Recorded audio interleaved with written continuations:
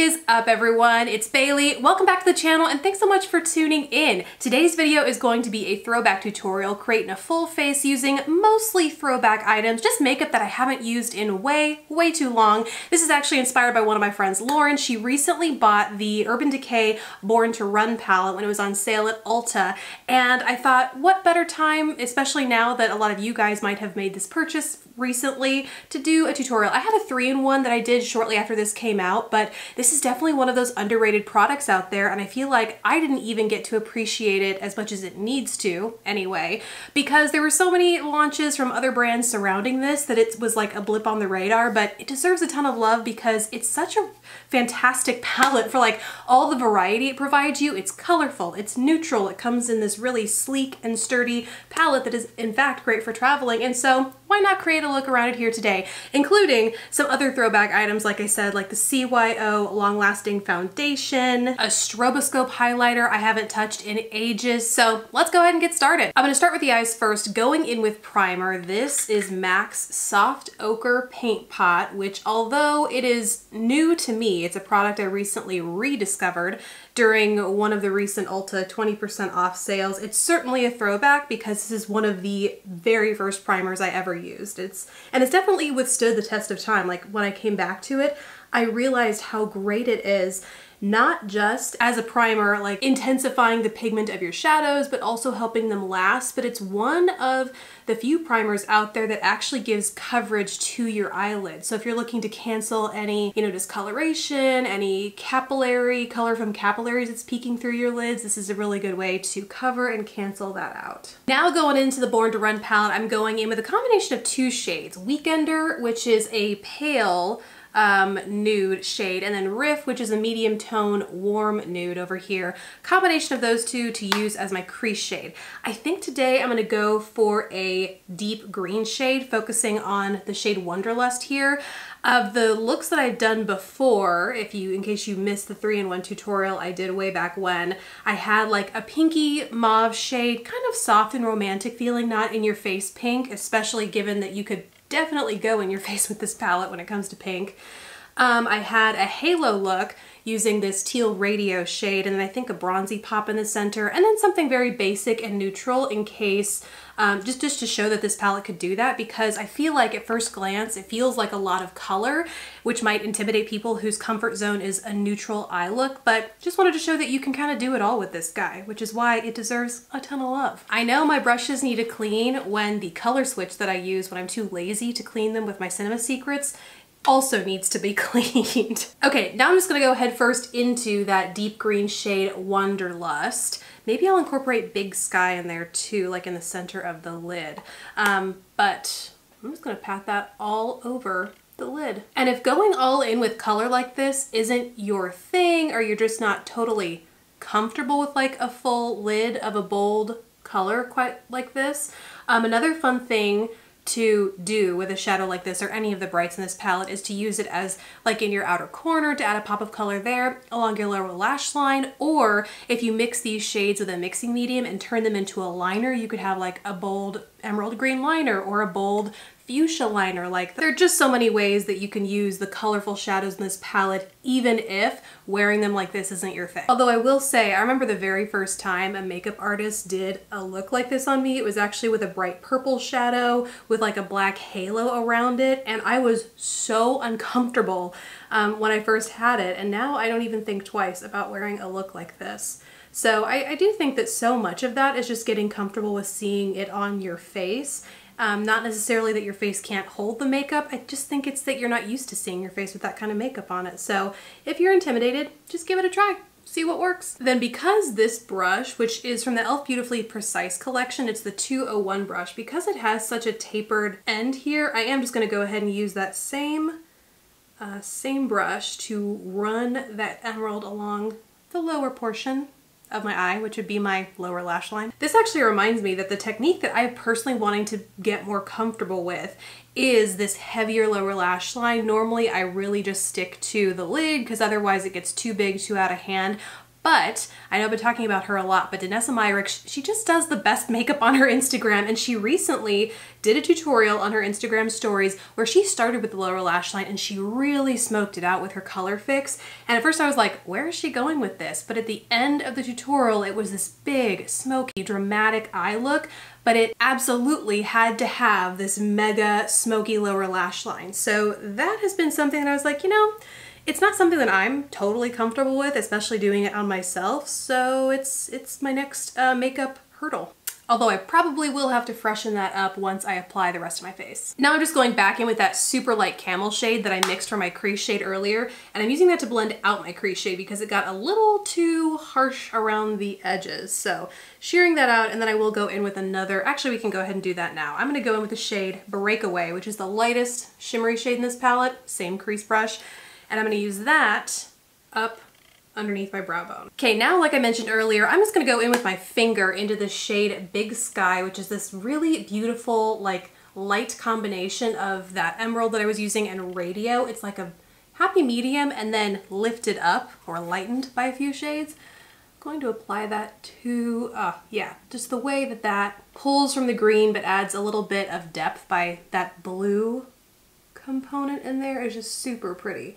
And this is one of my favorite ways to add a little something more to a basic eye look without having to spend a whole lot of time blending. Like just take your finger, take a lighter shimmery shade and dot that in the center of your lid, and it just like changes the whole look. I love it. So I actually want to turn one of the copper shades in this palette into a liner for this look because I love green and copper together. I'm between Accelerate and Double Life. Accelerate's a little bit more orangey.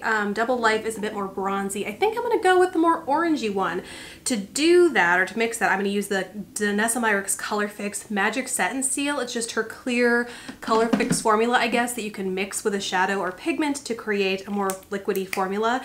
She has since come out with a different packaging for this. I actually just did a Danessa Myrick's video in case you want to go check it out. And if I get this up on Monday, like I think I'm going to, there is currently a sale on Color Fix where you can get it for 30% off. So I placed myself an order in case you're interested. So I'm just putting that on the back of my hand so that I don't give myself hard pan, and taking a brush. This is like a dual-ended Smashbox brush.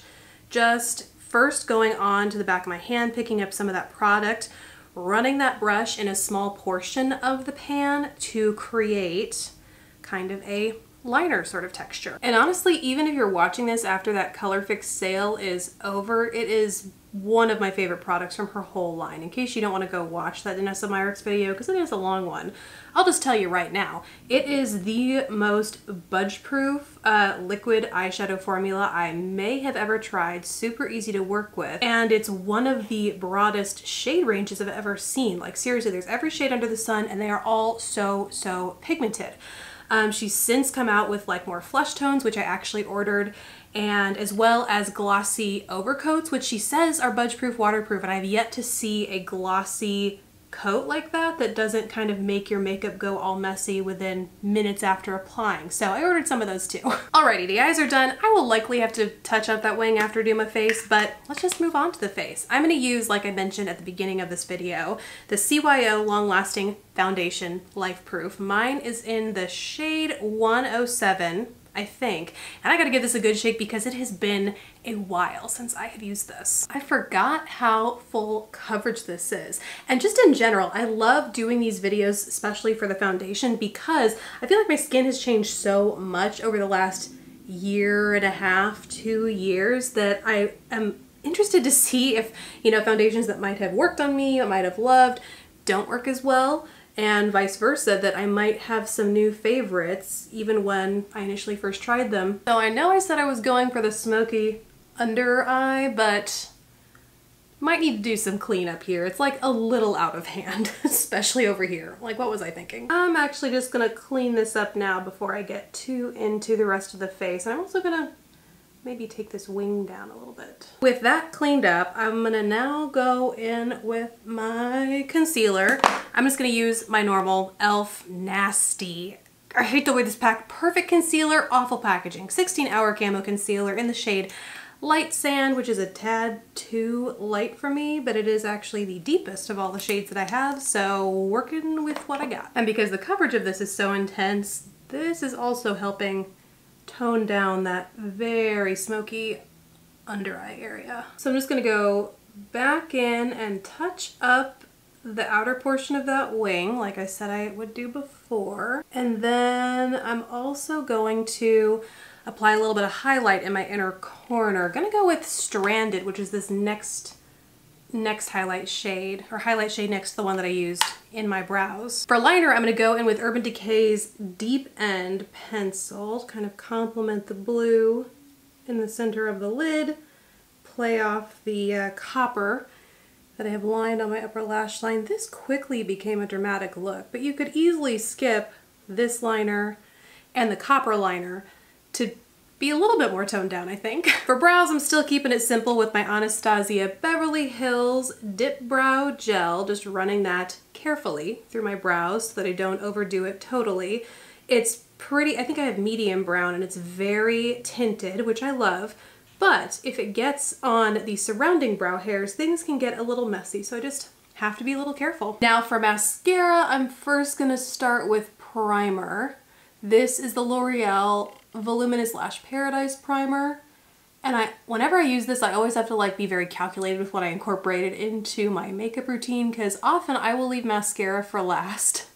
But because this takes time to dry, I have to make a purposeful reminder to apply it at some point in the middle of a makeup routine to give it time to dry. And so sometimes, well, most of the time, when I remember, I will do it right before I do my face, so that I can do blush, bronzer, highlight, etc., and then go with mascara. Speaking of all those things I just mentioned, I'm gonna go in with a bronzer. This is the Huda Beauty Tantour in the shade Light. This is definitely not new, but it is what I've been using and loving lately. So I'm going with my Real Techniques 200 brush, and I'm just taking a little bit of that in my contour, my Tantour area. And part of what I love about this stuff is, even though I know I'm pretty glam today, I got into the habit of using this on kind of no makeup days where I'd go very light on the foundation. But because this is such a lightweight cream formula, you can still apply this and get a sculpted tanned effect without it looking like you are wearing makeup, because it's like a, I think she describes it as a hybrid cream mousse formula, and I would say it's kind of like that, except when I think mousse, and maybe this is the Maybelline, whatever it was called, Dream Mousse or whatever, that kind of soured me on the mousse texture, but it's very light. It is not at all like a thick cakey whip. It's so lightweight, so easy to blend. Really like it. For blush, I'm going in with this one from the L'Oréal Paradise Enchanted scented blush. Like peaches, this is in the shade Charming, which is kind of a deep peach terracotta kind of shade. Very bronzy. I feel like that's complementary to the copper in this look. And I'm just going to start applying that to the apples of the cheeks and blend it back. And then for highlight, I'm going in with something that I'm ashamed to have forgotten about. This is the Fenty Beauty Kilowatt Freestyle Highlighting Duo in Lightning Dust and Fire Crystal. I'm using both because you can never glow too hard, right? So first going in with the less shimmery of the two, this one over here. I can't tell which one that is, but it doesn't matter since we're using both. So I'm starting with that on my cheeks, well, tops of my cheeks, being pretty generous with where I apply that, because this next shade is a little bit more metallic, more shimmery. I'm gonna be more precise with that right there. Who am I kidding? I'm just gonna apply this. I'm gonna bathe in this. And I should have mentioned at the beginning of this video, I did start it off with my Lanolips Lemonade Lip Treatment on, just because it keeps my lips nice and hydrated, so they are prepped whenever I put on my lips. What am I wearing on my lips? While we think about lips, I'm gonna go with my mascara. This is the L'Oreal Voluminous Lash Paradise mascara. Alrighty, those are the lashes done. Okay, I landed on some lips. Gonna be a little bit boring going in with my Gloss Angela's lip gloss from Smashbox in the shade 72 and Honey, but before I do, I'm kind of feeling an overlined lip look today. So for that, I'm gonna go in with Charlotte Tilbury's Legendary Lip Liner in the shade Bitten Kiss that I desperately need to sharpen. This is the weirdest sharpen ever, but it's not too soft. I think it'll stay in this shape without breaking. We'll see. So I'm just taking that a little bit outside the lips. And it's less my lower lip, more my top lip that I just like a little bit more volume in. This, the Cupid's bow area, is where I find like the illusion of that fuller overdrawn lip is crucial for my lip shape. That's what kind of gives them that plumped, overstuffed sort of lip look, so that's what I tend to focus on, is this part up here. And then once that is done, going in with that gloss. And you could really even amp up the drama a little bit more if you take an even deeper lip liner. Like this is more of a soft pinky undertone, complementary of the look and the gloss that I put under it. But if you really want to create like poppin' contoured lips, get something a little bit deeper, like 2.5, 3 shades than your natural skin tone, liner, overline your lips with that.